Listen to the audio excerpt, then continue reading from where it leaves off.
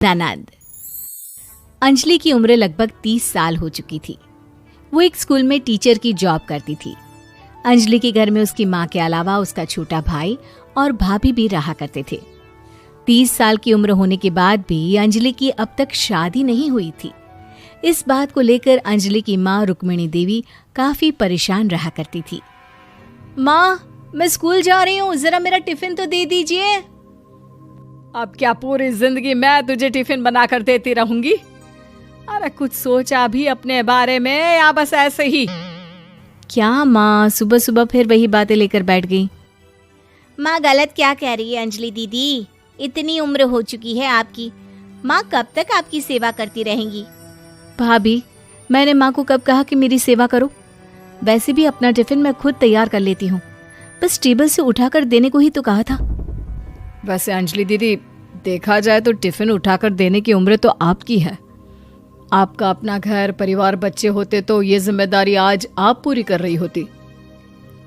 एक बात मेरी समझ में नहीं आती, अगर मेरी शादी नहीं हुई तो इसमें मेरी क्या गलती है और तुम सब लोग मेरे पीछे क्यों पड़े रहते हो? अरे कुछ कहना क्या पीछे पड़े रहना होता है? अपने छोटे भाई को देख, तुझसे 3 साल छोटा है लेकिन 2 बच्चे खेल रहे हैं आंगन में। मुझे आप लोगों की कोई बात नहीं सुननी, जा रही हूँ मैं। और आप में से किसी को मेरा कोई काम करने की जरूरत नहीं है, मैं खुद संभाल लूंगी। इतना कहकर अंजलि वहां से चली जाती है। शाम को जब अंजलि अपने स्कूल से लौटकर घर वापस आती है तो उसने देखा कि पड़ोस वाली निर्मला चाची वहां पर बैठी हुई थी। क्या बात है अंजलि बिटिया, नौकरी करके वापस आ गई? जी चाची जी, कैसी हैं आप? मैं तो ठीक हूँ बेटा, तुम बताओ शादी के बारे में कुछ सोचा या नहीं? अरे रहने दीजिए ना, इससे तो शादी की बात करना ही बेकार है। कुछ भी कहो तो गुस्सा करती है, बात बात पर आंखें दिखाती है। माँ, आप ऐसा क्यों कह रही हैं? मैंने कब आप पर गुस्सा किया? अरे अंजलि बेटा, तुम्हारी माँ ठीक ही तो कहती है। 30 की होने आई हो, अब तुम्हें भी शादी वादी कर लेनी चाहिए। चाची जी, आप तो ऐसे कह रही हैं जैसे शादी करने से मैंने मना किया हो। रहने दीजिए निर्मला चाची, हमारी अंजलि दीदी को अभी तक उनकी पसंद का दूल्हा नहीं मिला ना, इसीलिए वो शादी नहीं कर रही। भाभी, ऐसी कोई बात नहीं है। अरे तो फिर क्या बात है? तुम्हारी माँ ने तुम्हारे लिए इतने रिश्ते ढूंढे लेकिन तुम्हें कोई पसंद ही नहीं आता। क्या है ना चाची जी, हमारी ननद रानी नौकरी जो करती है ऐसे ही थोड़ी ना किसी को पसंद कर लेंगी। अरे भाई, नौकरी का घमंड है तो बात अलग है, कोई और बात हो तो बताओ, कोई रास्ता निकाला जाए। नहीं चाची जी, कोई बात नहीं है, बस मुझे अभी तक अपनी पसंद का कोई मिला नहीं है। सुन लिया आपने, इस लड़की के तो पर निकल आए हैं और इतनी उम्र में अपनी पसंद का कोई मिलेगा भी नहीं इसे।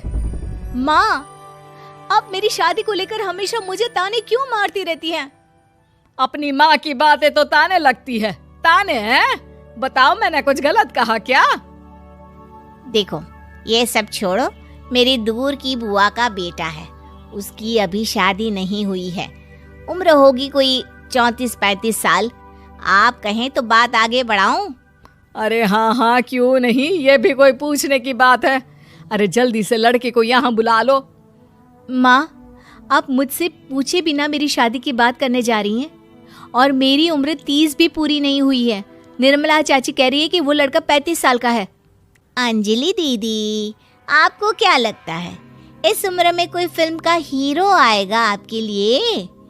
देखिए, अब पसंद और नापसंद की बात तो रहने दीजिए, पसंद करने की उम्र तो आपकी निकल चुकी। अब तो जो भी मिले उसी से शादी कर लीजिए, इसी में भलाई है। तेरी भाभी बिल्कुल ठीक कह रही है। अब जैसा रिश्ता मिले उसके लिए हाँ कर देना, ताकि हम भी गंगा नहाए। ठीक है, चलिए मैं उस लड़के को कहती हूँ, वो कल ही अंजलि को देखने आ जाएगा। अगले दिन निर्मला चाची के दूर का रिश्तेदार अंजलि को देखने उसके घर आता है। उसका नाम था अजय। अंजलि जी, तो आप नौकरी करती हैं, वो भी स्कूल में? जी हाँ, मैं स्कूल में टीचर हूँ। हमारी बेटी बहुत होशियार है। अरे पढ़ने लिखने में इतनी होशियार है, इसीलिए तो इसकी नौकरी लगी है स्कूल में। हाँ, ठीक है आंटी जी, जरा मुझे भी तो बात करने दीजिए आपकी बेटी से। जी पूछिए ना, क्या पूछना चाहते हैं? अंजलि मैडम, ये तो बताइए कि आपने अभी तक शादी क्यों नहीं की?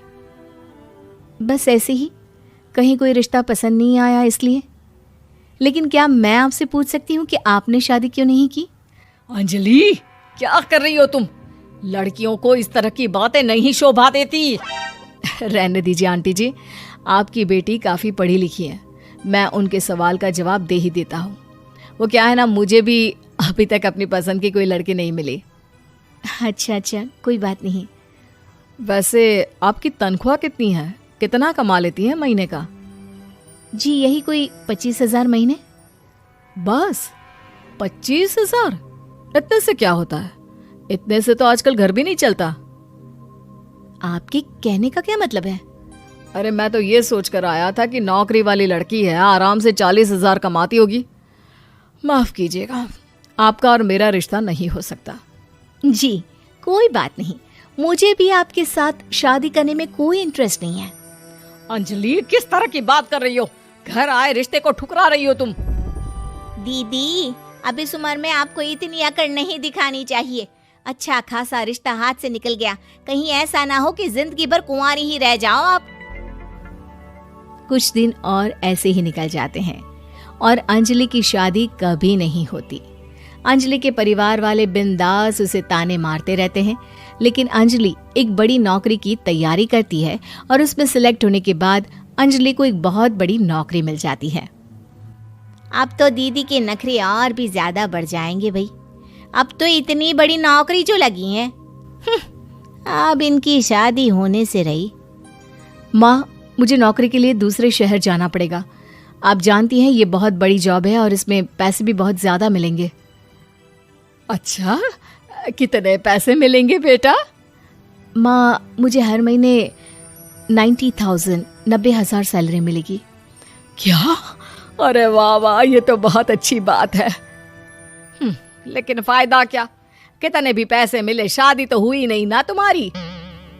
अंजलि नौकरी करने के लिए दूसरे शहर में चली जाती है और जब कुछ महीनों के बाद वो वापस घर आती है तो उसे अपने पति के साथ देखकर उसके घर वाले हैरान रह जाते हैं।